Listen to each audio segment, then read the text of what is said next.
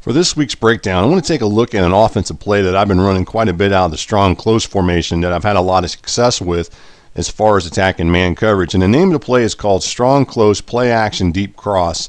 And what I like about this play is that the split end, who happens to be lined up right here, he runs a crossing route. And because he lines up to the inside of, in this case, is going to go ahead and be this right cornerback who's lined up here. Because he lines up to the inside of him, he's not going to get jammed at the line of scrimmage, making this play very effective against man coverage. So what the split end is going to go ahead and do is he's going to go up in this area here, and he's going to break across, and then he's going to get in this area here. At some point, he's going to end up being open where we can make that throw to him and complete it for a nice gain. So that's one of the reasons I like this play so much. Now, there are some other pass routes that we want to talk about here. And let's go ahead and take a look at this one out here over towards the right. And that's going to be the flanker. Now, the flanker, he's going to run this post route where he goes up the field here about 8 to 10 yards and he breaks towards the post. Now, if you catch your opponent playing cover zero defense, there's a chance that he may end up being open where you can throw it to him. More than likely not, because a lot of times the defender that would be covering the tight end, let's go ahead and take a look at the tight end, so I want to talk about him a little bit. The defender that would be covering the tight end, which is right here, there's the tight end, he's going to end up not covering the tight end. Instead, he's going to end up dropping back into pass coverage. And a lot of times he'll drop back as well and defend, and go ahead and defend the flanker as he runs along with the right cornerback, or excuse me, the left cornerback, as he runs that post route.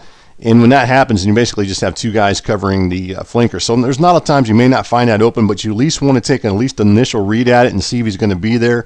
And if he's not, then you work your way down to the split end and look to throw to him on that crossing route. So speaking of the tight end, we just already talked about him. He's staying in the pass block. We're not going to have him stay in the pass block for this play. Actually, when we get to the second, when we show the second way, well, when we show the way that we like to run it, we're going to hot route him on another pass route. We also have the fullback. He's going to go ahead and run a flat route out here towards the right. And with this play here is sometimes the defender that would be covering him. For example, I believe it's going to end up being one of these defenders over here. I think it's this one here, and I can't remember exactly which one's covering him, but I think it's this guy right here. And if I'm wrong, oh well. But just keep in mind, I think it's this guy right here. Sometimes if he bites on the play action, he goes after the running back, then what's going to end up happening is the fullback's going to leak out here wide open in the flat where you can throw to him.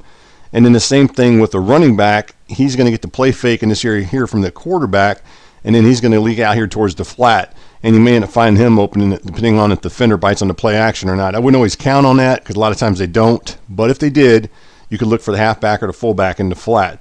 Now, as far as the defense that we're going to run this against, let's go ahead and take a look at this. This just happens to be a cover. Let's go back and take a look at the defense. It just happens to be actually a cover zero defense, and you can see it's one of those pinch defenses that you'll find in the 3-4 playbook. And what this one has is that you can see it has 6 defenders that are actually going to be in man coverage, or excuse me, 6 defenders that are going to be rushing the quarterback. So you have these 6 defenders that are going to rush the cornerback, and then you have 5 defenders that are going to go ahead and be in man coverage on these other receivers. So you can see here's the 5 defenders that are in man coverage right here. So those are the 5 ones. So you basically end up having what I like to call cover zero, and I'm sure you've heard that word before, and you have no deep safeties playing any kind of deep coverage over the deep middle of the field or in the deep halves. So if you can get it against cover zero and you have enough time to throw it, this defense can easily be exploited, providing that you don't get sacked. And that's what I want to talk about here in just a second. Let's go ahead and continue on with this and run through it. And I just want you guys to watch the play. And remember, there's no hot route adjustments. There's the play action. And we end up throwing out there towards the split end, who end up picking up about 20 yards. Now, if we go back and rewind this just a little bit, and that's what I want to talk about a little bit here with this play, with the play action here. Let's go ahead and start off here and let's kind of go a little bit, go by frame by frame. All right, one of the things you're going to see with this particular play is you're going to see if anybody's biting on the play action. If you look at this defender right here, he's actually biting on the play action right here. And then also this one here as well, this safety, they're both biting on that play action. And because that happens, a lot of times it screws up the blitz. So if they're setting up a blitz, your opponent is, and he's got this really hot blitz that's supposed to come through and shoot through the A gap, and you end up running this play action, and this linebacker bites on, maybe this guy was supposed to shoot through the A gap and apply the pressure, and instead he ends up biting on the play action. It screws up the blitz. Matter of fact, you can see what happens there. If we go back and rewind it, take a look at him now, and you'll see that he's actually not coming after the quarterback. Instead, if you look at it, you're actually seeing him looking towards the running back. So that screwed up the blitz. So there's no A gap. It's going to get any pressure on you.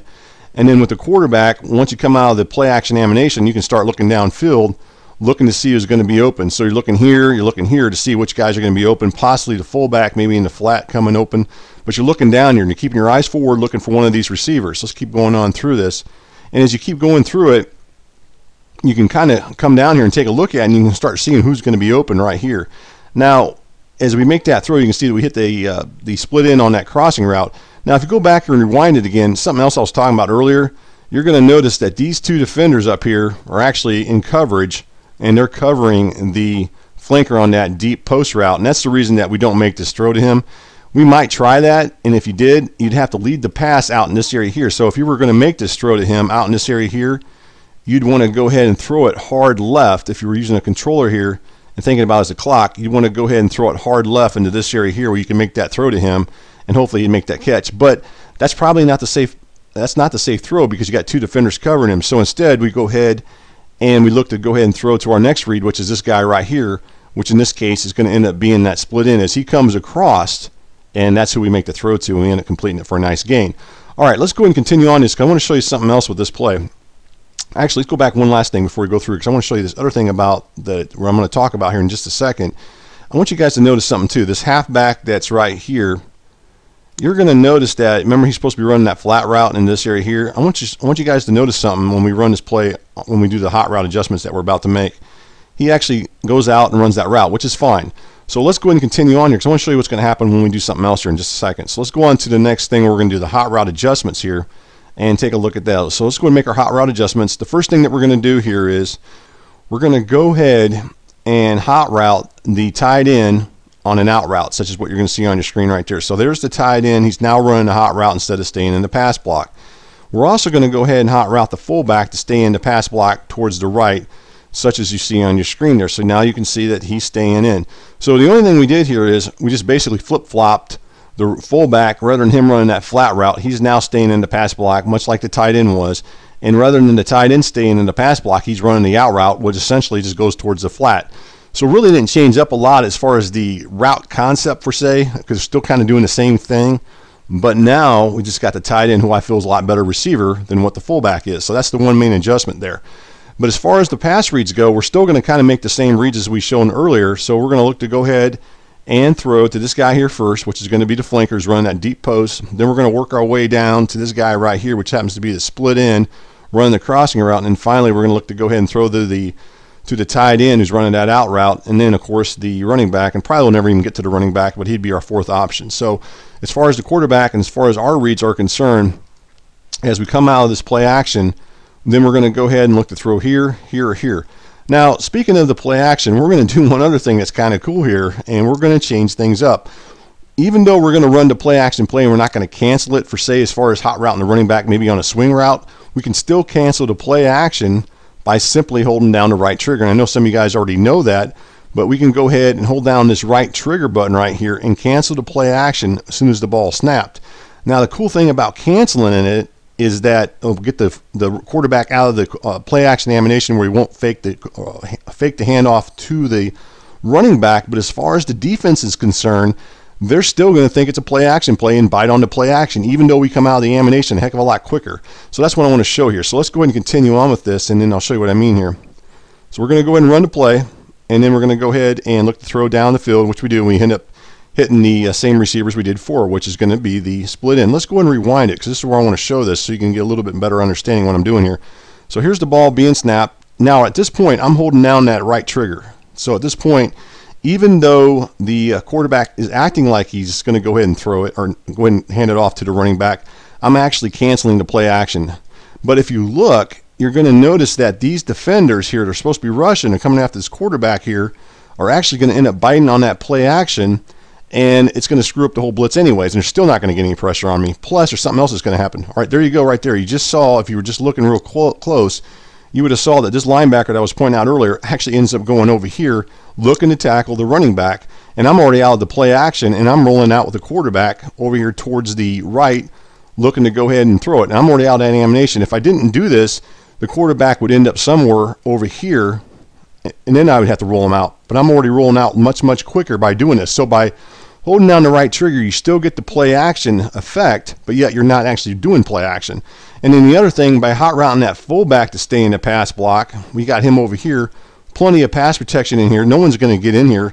Even though they're sending 6 guys, we actually have at this point, and I'm going to show you something that's kind of cool here, we actually have at least 6 defenders or 6 offensive linemen, or in this case 5 offensive linemen blocking along with the fullback, plus the halfback stays in the pass block. Even though he was supposed to go out on that flat route, he's actually staying in the pass block. So we have now 7 players or offensive people defending the blitz, keeping the blitz from getting to our quarterback, and they only got 6 guys rushing it. So we have the numbers, so we're going to have more than enough time to go ahead and make that throw deep down the field against this specific type of defense that I'm showing here. And so we're going to go ahead and roll the quarterback out, and then we look to throw deep down the field. In this case, we don't have this guy open. As we go ahead and rewind it again, and it comes back to what I was talking about earlier about having 2 guys on him. If you look deep down the field, and that's what we're doing here, we're looking deep down here, you can see there's 2 defenders up here. So we know not to go ahead and throw deep to the flanker because there's no way we're going to complete that. So then we go to our next read, which is going to be this guy right here, which is going to be the split in on the crossing route. And since he's open, that's who we're going to throw to. If he wasn't open, then we just simply go ahead and look to throw here, and we'd have the tight end.